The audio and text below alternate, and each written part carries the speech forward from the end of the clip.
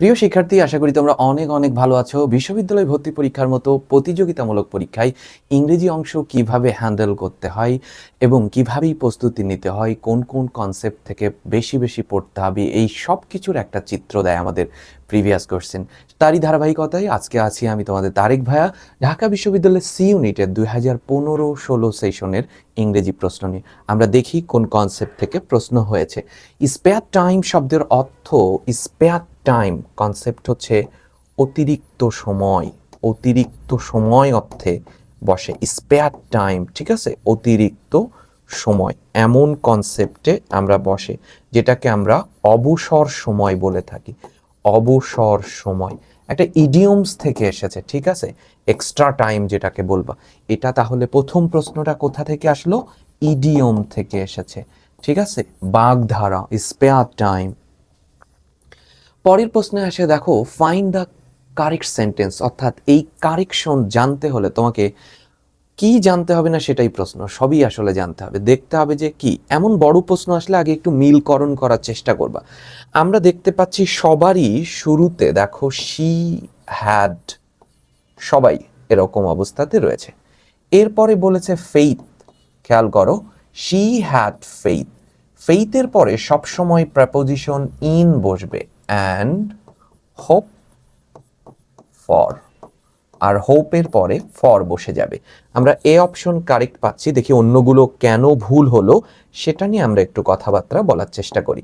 She had faith, ফেইথের পরে in বসবে। আচ্ছা, অ্যান্ড থাকা মানে হোপের পরে ফর বসবে, ভালো করে বুঝো কিন্তু। এই যে অ্যান্ড প্যারালেল হয়েছে, তার মানে তুমি যদি, আমি ধরো একটা সেন্টেন্স লিখলাম, কনসেপ্টটা একটু ক্লিয়ার করবা, এই কনসেপ্টটা খুব গুরুত্বপূর্ণ।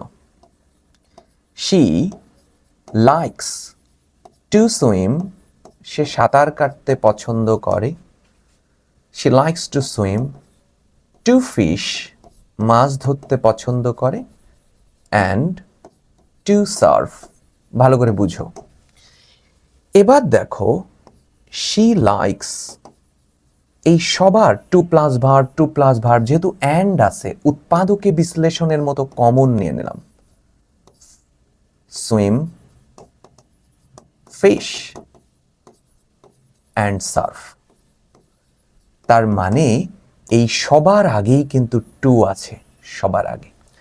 ঠিক অ্যান্ড এটা বোঝায় যে এখানে কোনো প্রেপোজিশন দেয়নি, তার মানে ফর, মানে ওই হোপের আগে পরে যেমন ফর আছে, তাহলে এখানেও বোঝায়। কিন্তু ফেইথের পরে তো কখনোই ফর বসে না, ফেইথের পরে ইন, আর হোপের পরে ফর। আবার দেখো অ্যান্ড আছে, হোপের পরে কখনোই ইন বসে না, সো বাদ হয়ে গেল। এখানে কোনো একই ভুল করেছে, প্রায় বাদ হয়ে গেল। ফেইথের পরে কখনোই ফর বসে না, হোপের পরে ইন বসে না, তাই বাদ হয়ে গেল। এখন এই কারেকশনটা আমরা সলভ করলাম কি দিয়ে বলো? অ্যাপ্রোপ্রিয়েট প্রেপোজিশন দিয়ে। অ্যাপ্রোপ্রিয়েট প্রেপোজিশন দিয়ে। কারেকশন যে কোন টপিকস থেকে আসবে সেটা বলা যায় না। কারেকশন মানে ব্যাকরণের প্রত্যেকটা টপিক্সের কনসেপ্ট কিন্তু কাজে লাগবে। অ্যাপ্রোপ্রিয়েট প্রেপোজিশন আর গ্রুপ ভার্বস কিন্তু পড়া শুরু করে দাও পিসি দাস থেকে, ঠিক আছে? পরের প্রশ্নে চলে আসি আমরা। ফাঁকা রেখেছি মানে নিশ্চিত কোনো কাজ হয়েছে। আচ্ছা, এই যে প্রশ্নটা তোমরা পাচ্ছ, দেখতে পাচ্ছ, অনেক বড় সেন্টেন্স কিন্তু। She was interested, she was interested, she was interested, she was interested, interested. আগে মিলটা দেখলাম, ইন্টারেস্টের পরে ইন বসে, ইন। দেখছো তিনটা অপশন রয়েছে। এরপরে আমরা সবগুলো অপশনের মধ্যে বোথ অ্যান্ডের একটা খেলা দেখতে পাচ্ছি, বোথ বাট অলসো খেলা দেখতে পাচ্ছি। এবার মনোযোগ দিবা। ক্লিফস্টোফেলে একটা চ্যাপ্টারের নাম আছে ইনক্লুসিভ। ইনক্লুসিভ, এটা প্যারালেল স্ট্রাকচারের অন্তর্ভুক্ত। কোরিলেটিভ কনজাংশন কারা তোমরা কিন্তু জানো, নট অনলি, খুব ভালো করে দেখো, বাট অলসো পড়েছো না? বোথ থাকলে কি হবে? অ্যান্ড হবে। Both and, as well as, as well as. তারপর আরো কি পড়েছো তোমরা? আইদার অর, নাইদার নর। এই কোরিলেটিভ কনজাংশনগুলোকে এই যে কোরিলেটিভ কনজাংশনগুলোকে ইনক্লুসিভ বলা হয়। খুব ভালো করে বুঝবা কিন্তু, এই কোরিলেটিভ কনজাংশনকে ইনক্লুসিভ বলা হয়। অর্থাৎ ভালোভাবে দেখো, এই নট অনলির পরে যা বসবে বাট অলসোর পরে তাই হবে। এই বোথের পরে যা, অ্যান্ডের পরে তাই, বোথের পরে যা, অ্যান্ডের পরে তাই, অ্যাজ ওয়েল অ্যাজ এর পরে তাই, এমন হবে। দেখো আমি একটা সেন্টেন্স লিখি, দ্য কিডনিস বোথ eliminate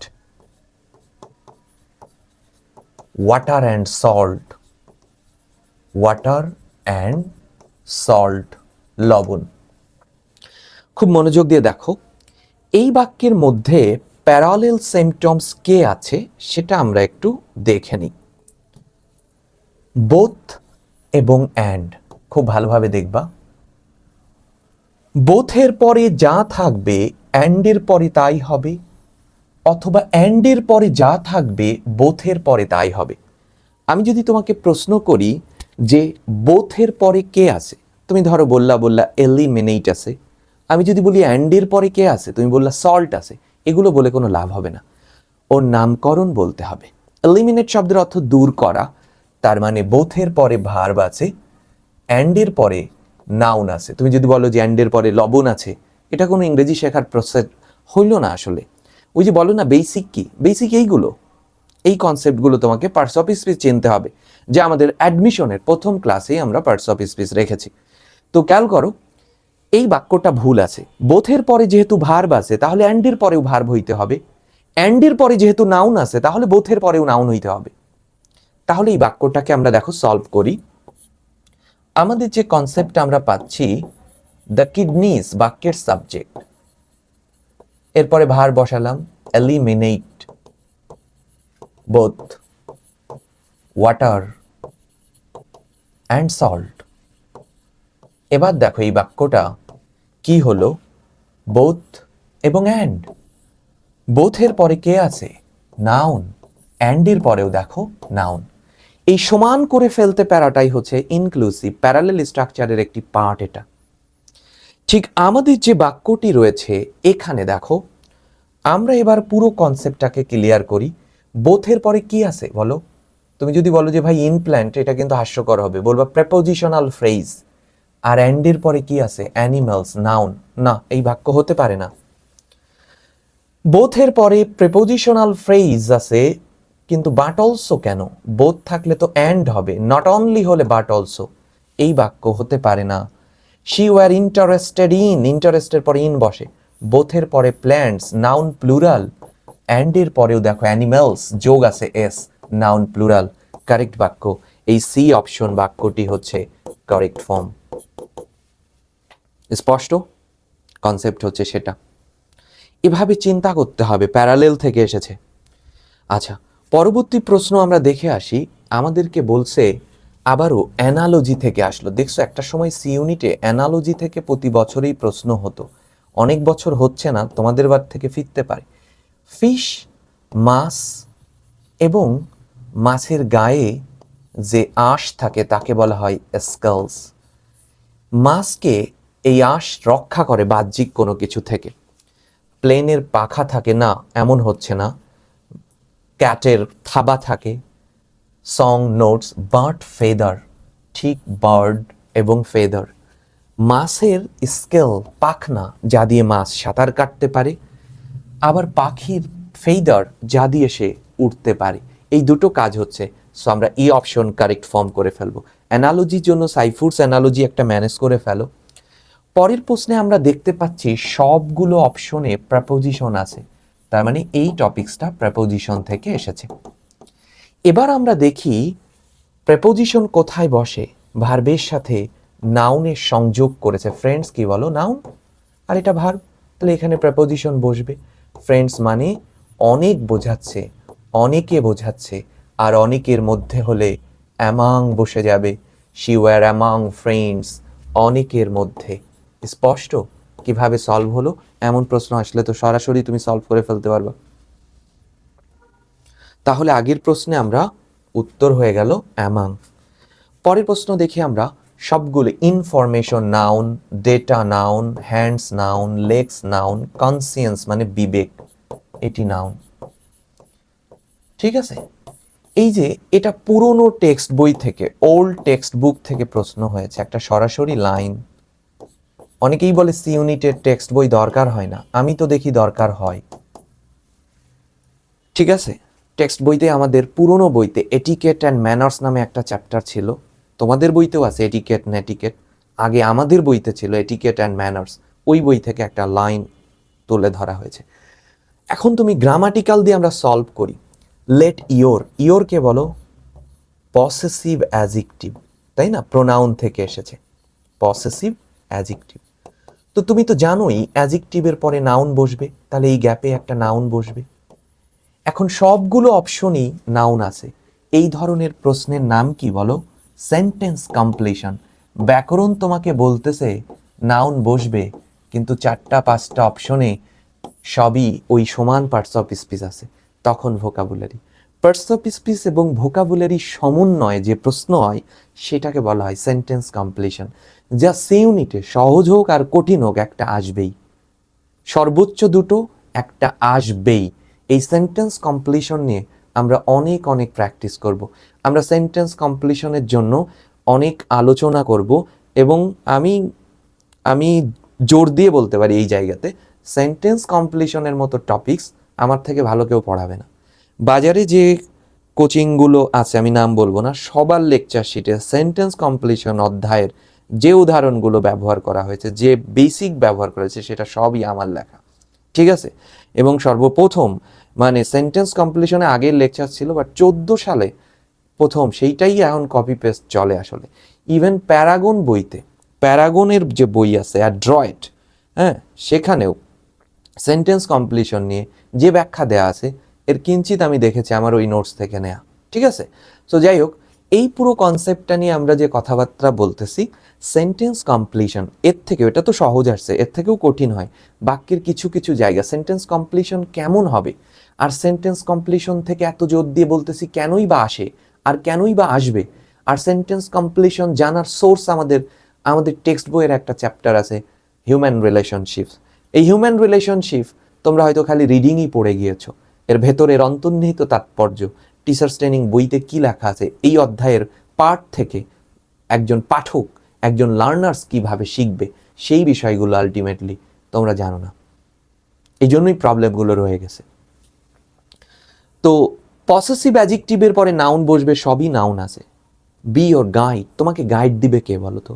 তথ্য, তথ্য, তোমার হাত পা নাকি তোমার বিবেক, কনসিয়েন্স, তুমি কিভাবে চলবে এটা গাইড করবে কে? তোমার ভেতরের আমিত্ব, তোমার ভেতরের ওই সত্তা তোমাকে গাইড করবে। তুমি কি সাফল্যের চূড়ায় উঠবে নাকি ব্যর্থতা বরণ করবে? তুমি কি দারুণ সুভাষিত এক মানুষ হবে নাকি নষ্ট মানবে রূপান্তরিত হবে? এগুলো গাইড করবে তোমার কনসিয়েন্স, তোমার বিবেক। So E option correct form এখানে। পরের প্রশ্নে চলে আসো। এবার আমরা দেখতে পাচ্ছি অপশনগুলোতে আমরা সবই প্রেপোজিশন আছে। হি সাবজেক্ট ফেইলড হচ্ছে ভার্ব, তার মানে সাবজেক্ট আর ভার্ব থাকলে সেটা একটা ক্লজ। এই অংশের মধ্যে দেখো কোনো ভার্ব নাই, কোনো ভার্ব নাই। সলভ ছিল বাট 2+ ভার্ব যোগ হয়ে ভার্ব নেই। পসেসিভের পরে নাউন বসে, বুঝতেই পারছো প্রচেষ্টা। All his attempts to solve the problem, সমস্যার সমাধানের সকল প্রচেষ্টা কিন্তু সে করেছে, তারপরও সে ব্যর্থ হয়েছে। সকল প্রচেষ্টা করা সত্ত্বেও। এবার আমরা সবগুলো অপশন নিয়ে আলোচনা করি। আফটার, বিকজ, বিফোর, এরা সবাই clause marker.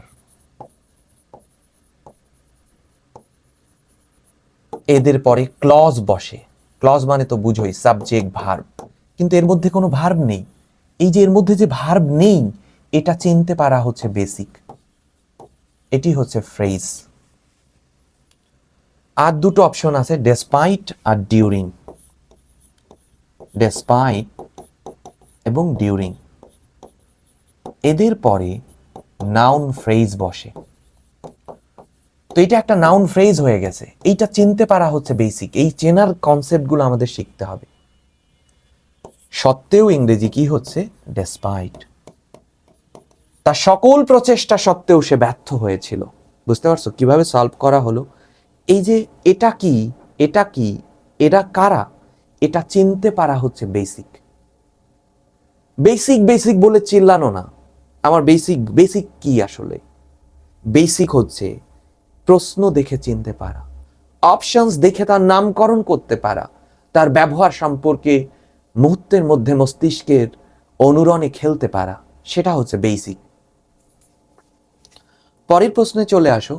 My dog is smarter than. এরা কারা? এরা চিনে ফেলো।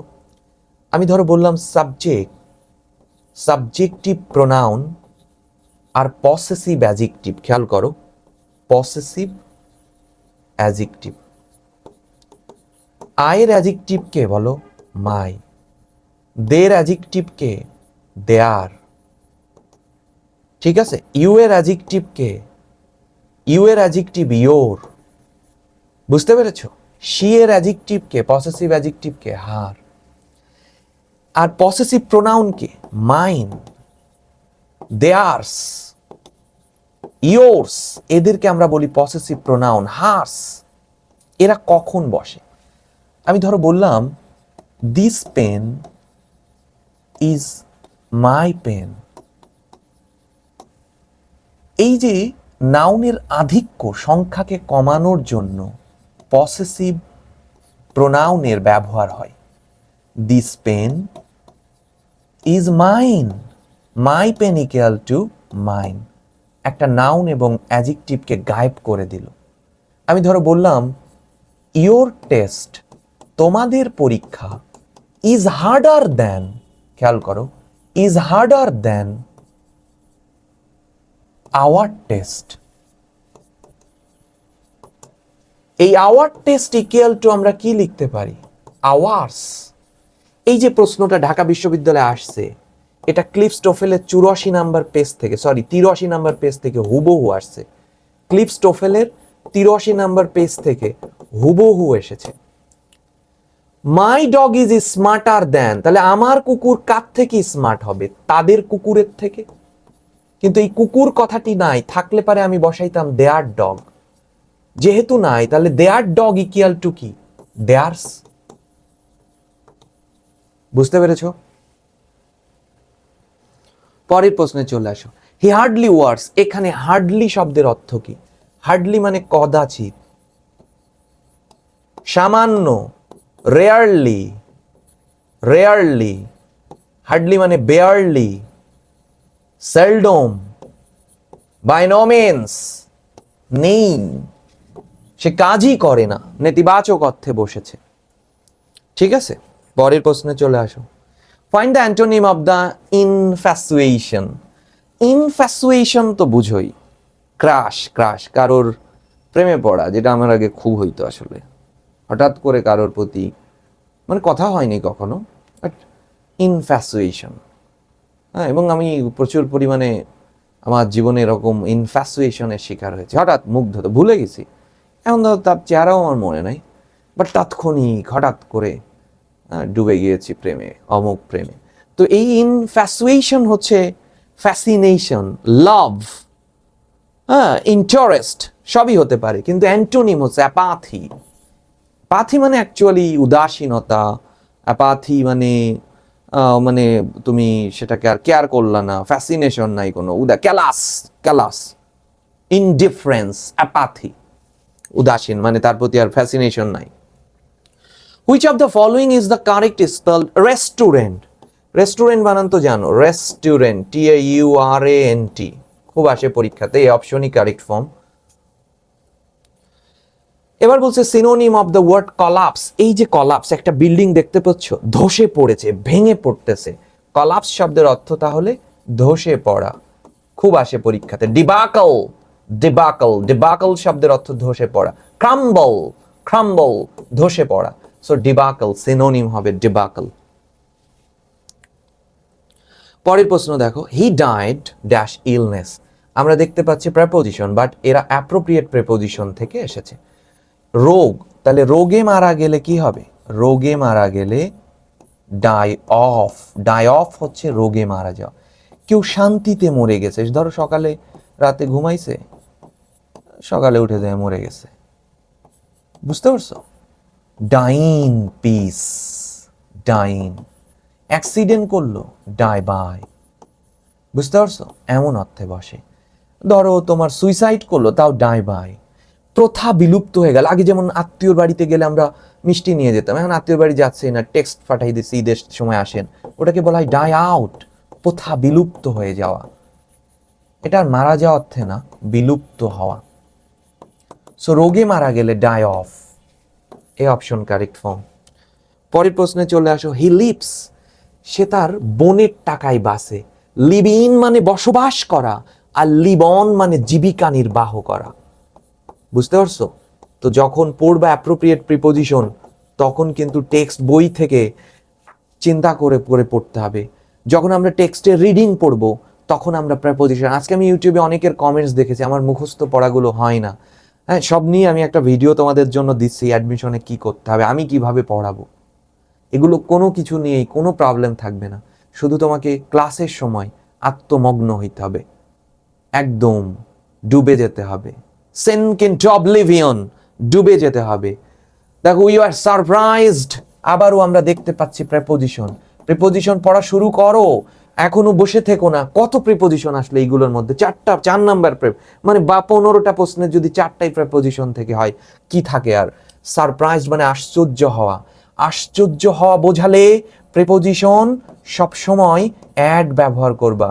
সারপ্রাইজড অ্যাট, বুঝতে পারছো? ব্যাফল, আশ্চর্য হওয়া। Baffle at, bemused at, bemused at, astonished at, astonished, astonished at, bewildered, bewildered at, বুঝতে পারছো? পারপ্লেক্স at, perplex at, surprised at, আশ্চর্য হয়ে যাওয়া। তাহলে আশ্চর্য বোঝালে কি হবে? Preposition at, baffled at, bemused at, perplexed at, astonished at, bewildered at, আশ্চর্য হয়ে যাওয়া। wonder at, অবাক হওয়া। আশ্চর্য বোঝালে প্রেপোজিশন অ্যাড বসে যাবে, বুঝতে পেরেছো? পরের প্রশ্নে চলে আসো। অবিসি মানে অবিসিটি তো জানোই, মোটা। সো ফ্যাট, টেক্সট বই থেকে পড়েছো, কোনো কনসেপ্ট নেই। এই ছিল আমাদের প্রশ্ন। ছিল প্রশ্নে কি কি আলোচনা হয়েছে আজকেই পড়ে ফেলো, আজকেই দেখে ফেলো। 20 মিনিট লাগবে, 20 মিনিট সময় তোমার আছে, ঠিক আছে?